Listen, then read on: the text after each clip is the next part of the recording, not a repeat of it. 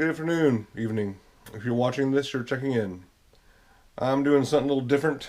I'm doing a build-out bag check-in edition.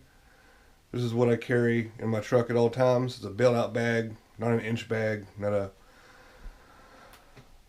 whatever build-out bag. It's a get-home bag is what it is. Be more specific. There's like 1,000 bags, but yeah, range bag, body bag, whatever. But anyway, this is what I carry in my vehicle. This is everything that's going to be in it. I go through everything about once a month. It doesn't belong. I go through everything in my, get home bag once a month just to make sure that everything is where I need it for if I need it. Starting off with the bag. The bag is just like a $15-ish Walmart bag I got during hunting season. After hunting season on clearance. I can't afford all that 511 tactical stuff, so I got this. It's two main compartments with a bunch of little compartments in there. Holds a good amount of stuff. Holds it well, organized. I've noticed that the more pockets you have on a bag, the harder it is to find something. It is comfortable. I've had it fully loaded and I've walked several miles with it, so I know that it's comfortable to carry should I need to get home. And I guess the purpose of a get home bag, if you didn't know, is to get home. It's not an extended stay kind of thing where you plan on, living off the land, setting snares and whatnot, so you won't find anything like that in there. You will find water. You'll find some quick energy pockets of MRE things in there. I took it out of MREs. This is applesauce, mixed fruit and pears. This is, quick energy. That's my dog squeaking on a toy. Another thing is a good first aid kit. Everything should have a good first aid kit. And I put everything in here myself so I know exactly what's in there. Quick clot sponges, tape, shears, neosporin, band-aids, a sterile blade, very sharp blade in there. Some tweezers. Things like that. No tourniquets, no sutures, nothing. Like I said, my medical knowledge is limited, so I'm not going to put anything in there I don't know how to use. I mean, if you have sutures in your first aid kit, I suggest you know how to use them for just to have them for show. But any damn fool can make a tourniquet. In this, I have maps of the area and the surrounding states, lighter compass, mechanical pencil, pen, paper, in case I need to do a last will and testament. That's a joke. Some tinder to start a fire, in case this turns into an overnight event. And, of course, baby wipes, in case I need to wipe my ass or if I need a whore bath after a long days of work. Because I work about 20-ish minutes away from my house in downtown Louisville, if you're familiar with that. And this would get me home if I had to walk it. Let's say, I don't know, anything from a EMP from a solar flare to a zombie apocalypse, this would get me home. Duct tape, good stuff, very important. Small rolls, convenient. Antacid pills, because I have horrible antacid. I can drink water and get freaking acid reflux. My boys do chafe occasionally, so I've got powder for them, because obviously I'll be hiking. Paracord. This is good stuff to have for any situation, from medical to just navigating terrain.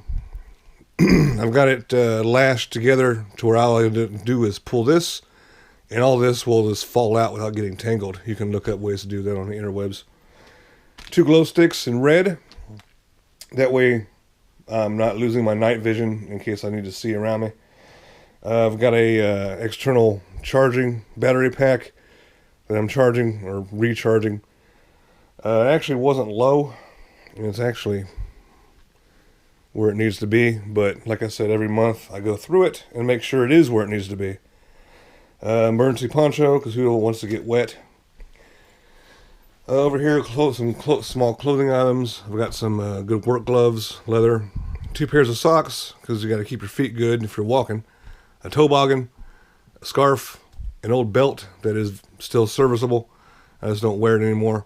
And a fleece style pullover hoodie, along with a bandana that I can use for anything from a sling for my arm to a tourniquet to a face mask if I really have to. Also have a 80% wool blanket. It's on this tether. It goes around the back of the pack and hangs down off the bottom. And it serves well. It's good. The reason for all the clothes and everything is if it turns into an overnight trip, like I was saying, that if I'm having to sleep in a culvert somewhere, and I want to be warm and dry and everything, the red bag is to keep everything dry. It's a waterproof bag that all this items go in and keeps them dry if it's raining or whatnot. This is kind of a mix, I'm going to let you know right now, of a urban get home bag and a wilderness get home bag, because I find myself in both environments very often. So it's kind of a hybrid, if you will. This is a pry bar. Heavy, yes, but extremely useful in case I need to pry open doors. If there's a small lock, like on a locker or something, I can definitely beat it off with this. It's also a good defense weapon. I don't know many people that would want to mess with a dude swinging around a pry bar.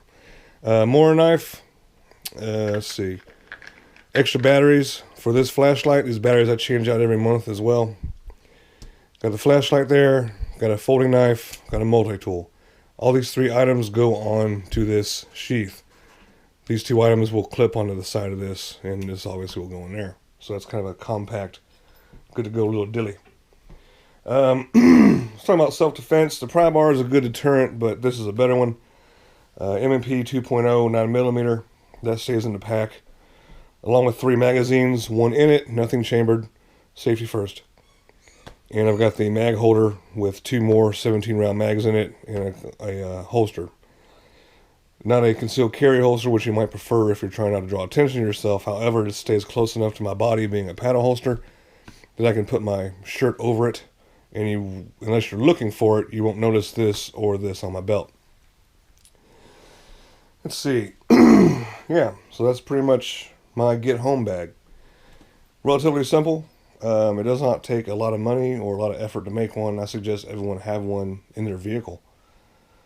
And even if, you don't have to get home, some of these items could be used, if not all of these items could be used in any situation, whether you're broke down on the side of the road or if you've got some sort of, similar emergency. So yeah, that's everything. And everything will fit neatly in this bag. This bag is not that heavy. I would say maybe 20 pounds or less, which is not a lot. So, you don't want to overload your bags. You overload your bags, you're just asking for hurting. Because, once your feet start blistering up and everything, you're pretty much out of the game unless you're some sort of hardcore trooper. And then by the time you get to where you need to be, what good a shape are you going to be to anybody else? So, yeah. That's everything. If you make one of these, make sure you keep your maps updated. Make sure you check your weapon and clean it. Just go through everything a month, because I even took some stuff out and added a few things while I was here. It's ever changing. So yeah, it's good stuff, and I'm not saying there's going to be a zombie apocalypse. I'm not saying there's going to be a solar flare with an EMP that's going to shut my vehicle down and everyone else's vehicle down. I'm not saying the coronavirus is going to go airborne and turn everyone into vampires. I'm just saying that it's good to be prepared. You know what I'm saying? I'd rather have it, not need it, than need it, not have it. And just having it in my vehicle, it's not taking up too much space. It's not doing anything but sitting there in case I need it. So yeah, I guess that's the show of that, and hope you enjoyed it. Be kind to each other, love one another, pay it forward. We've got, and if you're watching this, you're checking in. Have a great night.